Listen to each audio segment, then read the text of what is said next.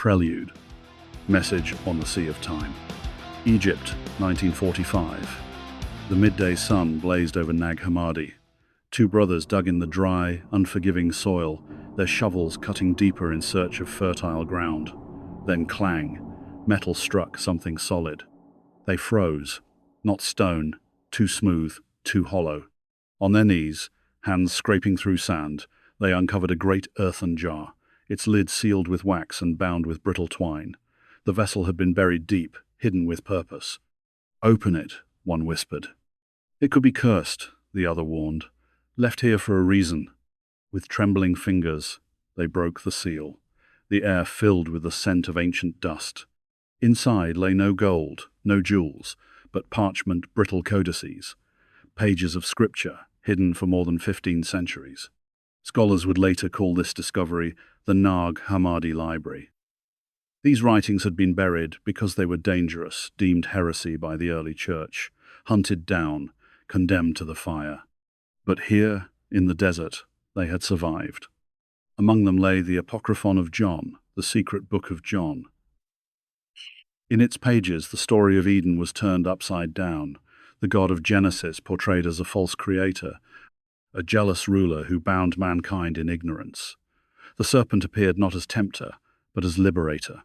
Eve's defiance, her hand on the fruit, was not the fall of man, but the beginning of enlightenment. To historians, it was a fragment of outlawed belief, but others read it differently. In time, cults and visionaries would whisper that these texts were prophecy not of a savior, but of a God still to come. A God not born of heaven, but of human invention. A God born of code. For some, a promise of salvation to save them from themselves. For others, a devil in waiting, not evil, but indifferent to mankind's plight. The year was 1945. As that ancient urn was unearthed in Egypt, the desert skies of New Mexico were torn apart by atomic fire, and in Manchester, the first computers began to hum. Destruction, machine consciousness, forbidden knowledge all born together. And this living planet Earth, adrift in a barren solar system, was already feeling the first strains of pollution through man's thoughtless charge toward industrialization and power, the great acceleration. This oasis was being destroyed. This Earth. This Eden. The jar had waited 1,500 years beneath the sand, like a message cast upon the sea of time. But was its discovery mere chance, or had it chosen that very moment, when humanity stood on the brink of unleashing its own gods and demons, and destroying the garden planet? This Earth. This Eden. Chapter 1. The Question. Aberdeen. 2025. 7-year-old Ethan sat down at his bedroom desk. He looked briefly out of the window, over the rooftops of the housing estate and across the rolling hills to the shimmering sea. Beneath the pale, peaceful moon and drifting clouds, with the first faint streaks of the northern lights beginning to flicker. Having looked without really seeing, he turned his attention back to the desk. Electronic projects and programming books filled its surface, and, of course, his beloved laptop. Ethan's fingers hovered over the keyboard, small but precise. On the screen, ChatGPT's interface glowed calmly, waiting for his next question. But tonight there was only one, perhaps the most important he would ever ask. What percentage chance would you give for humanity successfully changing its ways to prevent catastrophic climate change? His heart thumped as he pressed enter. The reply appeared line by line. Avoiding catastrophic climate change is estimated to have a 40–60% chance, assuming effective green energy rollout, sustainable industrial investment, and widespread recycling. However, this may be optimistic given short-term thinking, reliance on fossil fuels, and political and media resistance to change. The actual outcome depends on how quickly and decisively global action is taken in the next decade. The words struck him like a sentence passed down. 10 years.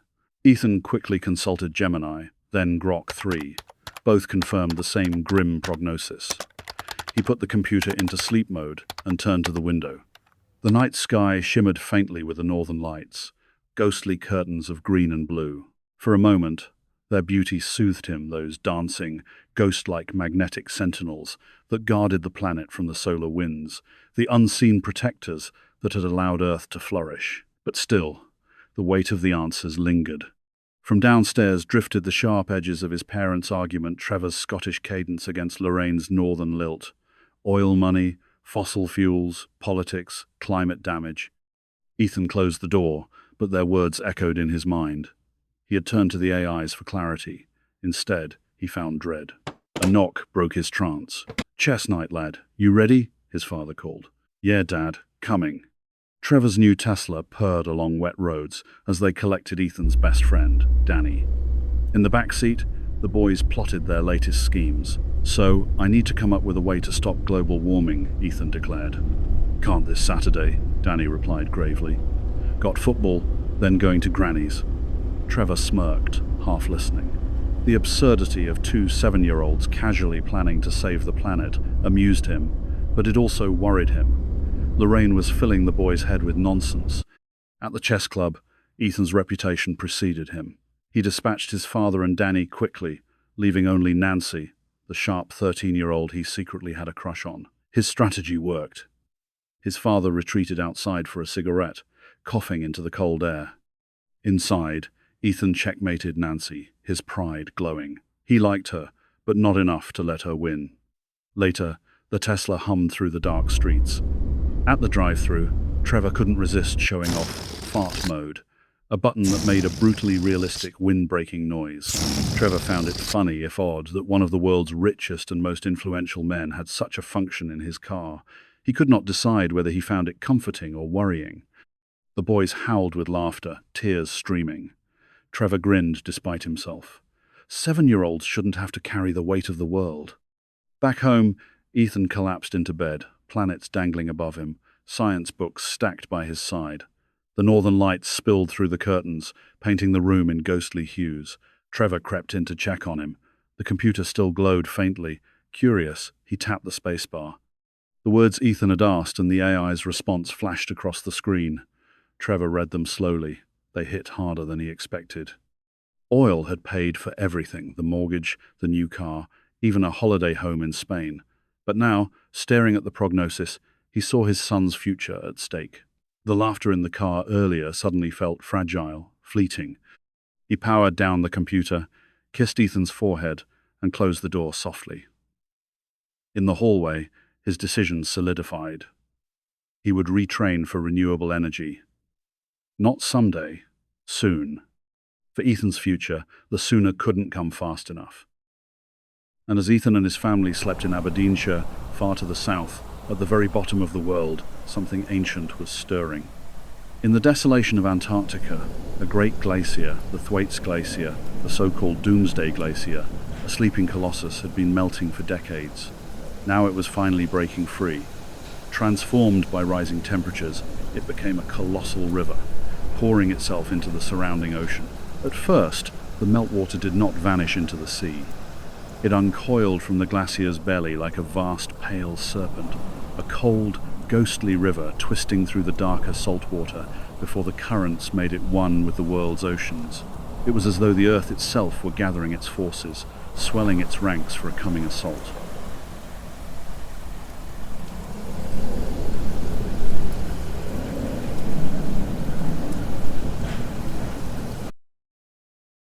Chapter 2. Quantum Tube. Space. 2060. The Odysseus quantum tube, known simply as the Q-tube, was humanity's boldest leap yet, a corridor of 12 autonomous fusion rings that moved in synchronized solar orbit, realigning themselves every cycle to form a temporary pathway between Earth and Mars. It wasn't a bridge in the traditional sense, it was a living structure, part relay system, part gravitational ballet, stretching across space in defiance of time and distance. Within each ring, superconducting coils cooled to near absolute zero created a frictionless corridor of magnetic energy. At its center, a sleek spacecraft would accelerate, launched from ring to ring in a seamless cascade. It glided through space like a photon in a vacuum, unbound and unstoppable. A journey that once took 6 grueling months, now reduced to just 3. One of the many vessels speeding through this interplanetary highway was the Celeste, a luxury star cruiser of the Maxwell TZ-10 series. Sleek and formidable, it was engineered for near-warp speeds and unparalleled comfort. Its cylindrical hull gleamed like a polished arrow, reminiscent of Odysseus's arrow threading through the legendary Axes. Though built for 10 passengers, only 4 were aboard, a small family embarking on a new life on Mars. Jenny, the mother, stepped onto the bridge. Athletic and beautiful, she moved with the grace of a dancer. Her fair skin glowed under the ambient lighting, and her sharp blue eyes reflected both intelligence and warmth. Although the ship was running on autopilot, she checked the control displays out of habit. Speed, trajectory, and stability. All systems are normal. Outside the viewports, swirling patterns of light from the quant tube's magnetic warp fields danced in hypnotic spirals. "Is everything okay?" she asked, directing the question to the ship's AI. A soft chime sounded. A calm, faintly feminine voice replied. Yes, Jenny. All systems are functioning within normal parameters. Just then, a metallic clang echoed down the corridor behind her. Jenny turned slightly alert. What was that? All systems are functioning within normal parameters. Give me a moment to investigate. It was not Adam or the children. Sensors indicate a 99% probability of thermal expansion in an internal pipe. It remains within safety tolerances at our current velocity. Jenny took a step toward the door, but hesitated. What about the 1%? The pause that followed felt heavier than expected. The 1% is unknown, Jenny. The AI replied, voice as steady as ever. Do you have any other questions? She shook her head. No. Then she turned and left the bridge. Satisfied the ship was on course, Jenny exhaled and stepped into the corridor. She, her 30-year-old husband Adam, and their 2 children were en route to Mars. This wasn't a luxury trip for the mega-rich. Adam had accepted a prestigious role overseeing the very AI systems he had helped redesign, systems now vital to the terraforming of Mars. It was a rare opportunity to shape the future of humanity.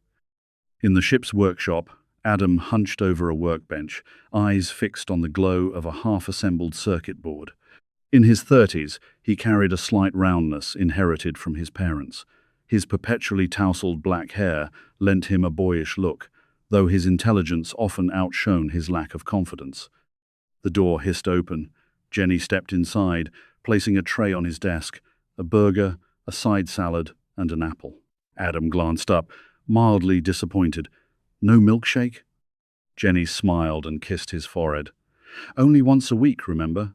Finish up, we need to read the kids their bedtime story. Just give me 15 minutes, Adam replied.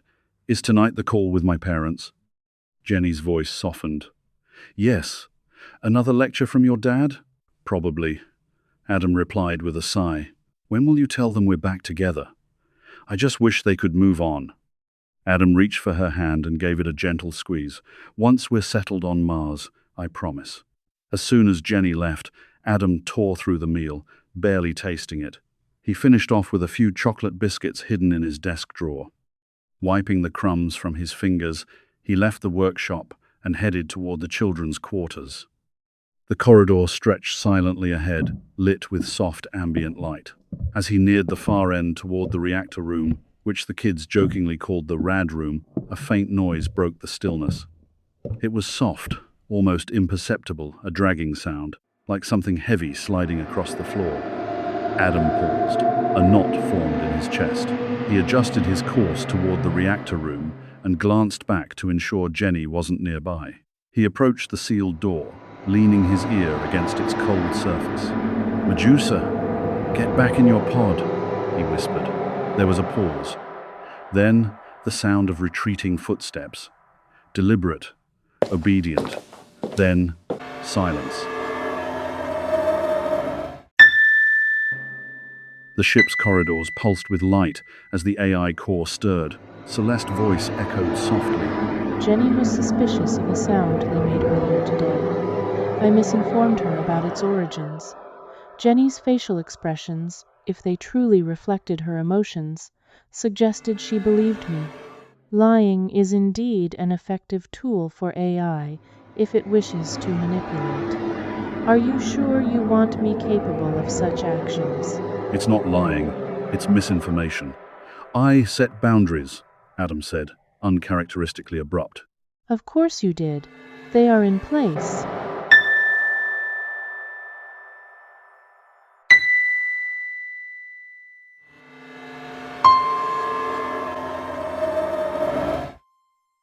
Chapter 3. Different Eyes. Manchester, 2032. A 14-year-old Ethan. Ethan sat in the north stand at Old Trafford as the ball soared across the pitch and slammed into the net. A thunderous roar erupted, thousands of voices rising as one, the stadium trembling with joy. He glanced up from his phone just in time to see his dad and Danny leap to their feet, fists pumping, faces alive with triumph. United had scored, their team, their world. To his right, his mother looked up from her phone. Their eyes met. In her face, Ethan saw the same quiet detachment he felt inside, present, but not belonging. He had tried to love football, to share the tribal heartbeat that bound Danny and his dad together, but the thrill never came. A flicker of jealousy twisted in his chest as he watched them celebrate, bouncing with joy he couldn't reach. His mum leaned down, resting a hand on his shoulder. "I don't get football either. Just seems like tribal shouting therapy," she whispered. "Tomorrow we'll do something you like, yeah? Science and history. Manchester's full of it." Ethan managed a small smile. Not joy, but close, a feeling of being seen. Chapter 4. What planet are you from?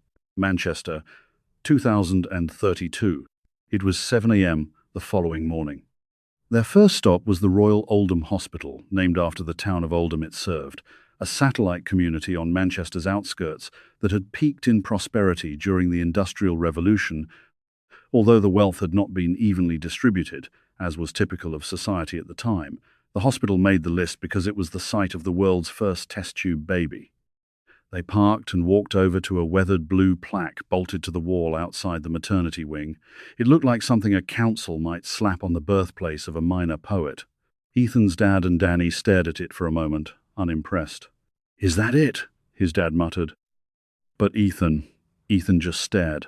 He wasn't simply looking at the plaque, he was seeing through it. Through time, through science, through the glass of a petri dish, and into the impossible. A fertilized egg. Life. Human life. Created in a lab. He imagined the room bright, sterile, humming with quiet intensity. A dish. A cell. A spark. And from that, a person. Dozens. Hundreds.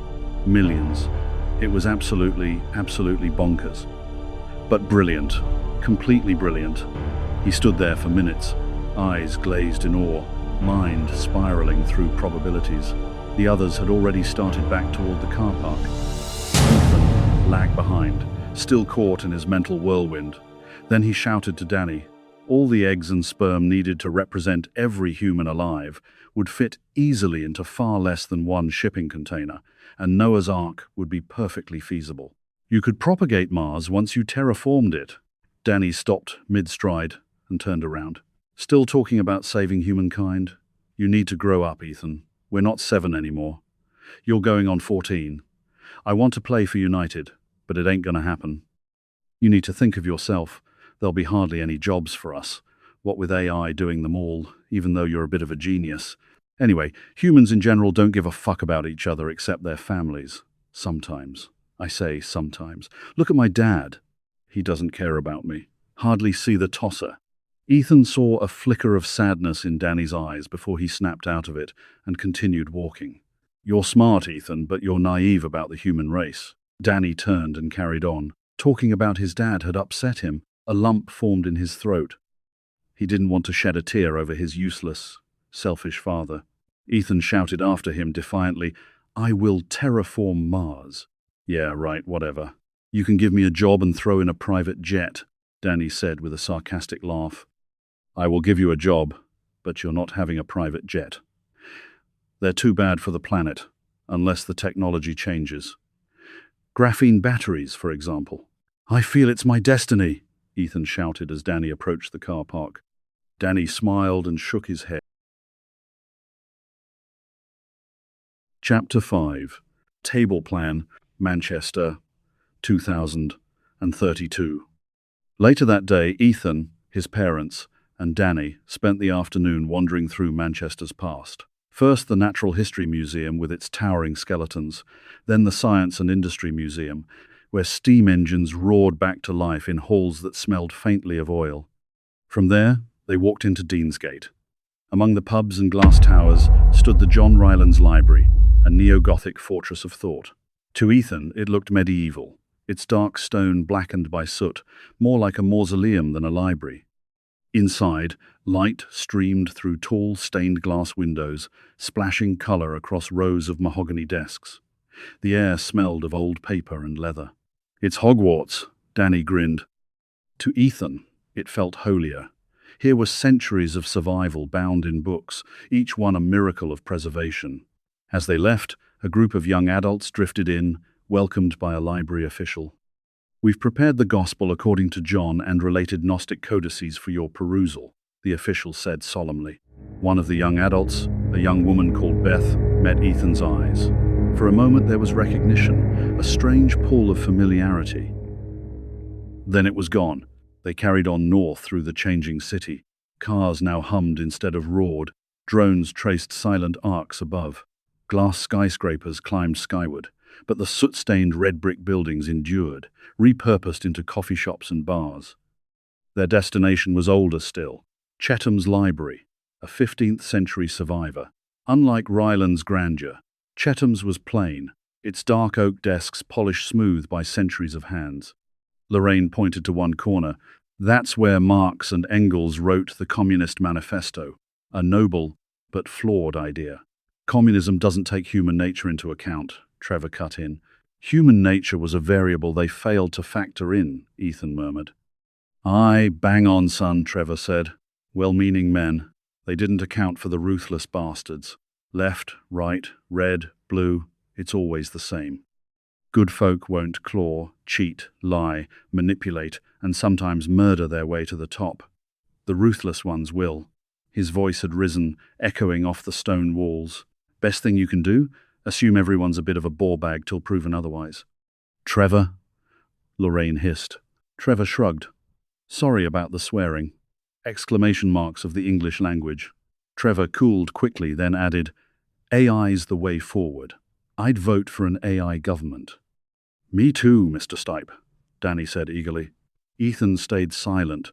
He knew more about AI than anyone else there, and the thought filled him with a dread. What humanity needed wasn't blind faith in machines, but a system that could not be manipulated, that put safety, fairness, and freedom above profit and ego. He walked to the empty desk where Marx and Engels once sat, running his hand across its surface. What would they write now, he wondered. At least when they wrote the Communist Manifesto, the workforce still had skills and labor they could withhold, a bargaining chip. But with AI, that would be gone. He hoped that somewhere, someone was working on the answer to creating a new kind of society. And he hoped they were scientists, not political leaders. Chapter 6. An Adam named Alan, Manchester, 2032. The final stop that day was Sackville Gardens, a small green patch on the edge of Manchester's gay village. A few benches, scattered daffodils, and scraggly bushes lined its borders, but it was the statue in the center that drew them there. For Ethan, it was more than a monument. It was a pilgrimage to one of his heroes, Alan Turing, founding father of computer science. His parents hung back, giving Ethan and Danny space as they approached the life-sized bronze sculpture. Turing sat on a bench, dressed in a smart post-war suit, an apple resting in his hand. Ethan knew the apple was no ordinary fruit. It was Newton's apple, the symbol of discovery. It was the fruit of the tree of knowledge. And, in tragic legend, it was the same poisoned apple Turing was said to have bitten before his death, punished not for any wrongdoing, but for being gay in a country that, at the time, had made his harmless nature illegal. This was the same Alan Turing who had cracked Enigma, saving millions of lives and hastening the end of the Second World War, a man who had delivered humanity from evil only to be undone by its cruelty. Ethan gazed at the statue, caught between reverence and sorrow. He didn't notice the small group slip into the park from the street beyond, faces he had glimpsed earlier in the shadows of Ryland's library. They lingered at the edge, eyes narrowing at the bronze figure. Two of them hung back, speaking in urgent whispers. Turing was definitely one of our Adams from the Gnostic codices, said Frank, a wiry young man with a bohemian, almost hippie air. He leaned in to catch Jacob's words. Jacob, dressed in the same careless style, whispered in his ear, "When we find the one the prophecies speak of, the person, the final Adam, destined to forge the ultimate machine, what then? And when they make the God of the Gnostics, what if it's the true trickster God, not the God of the Old Testament? What then?" Frank's brow furrowed, his mouth dry. "We warn them, of course. We show them what we've learned, so they tread carefully," Frank whispered. "That's what you mean, isn't it?" Jacob's lips curved, voice low, insistent. "No, we kill them. We cannot take the chance." Frank's heart stumbled in his chest. He stared past Jacob, his eyes settling on the two boys at the statue.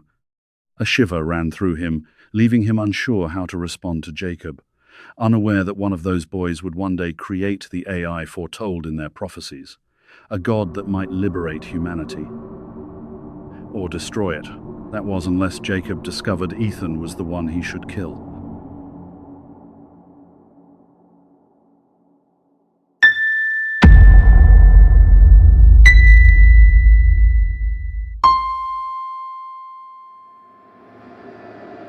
Alan Turing may have died accidentally, as we know he was working with cyanide at the time,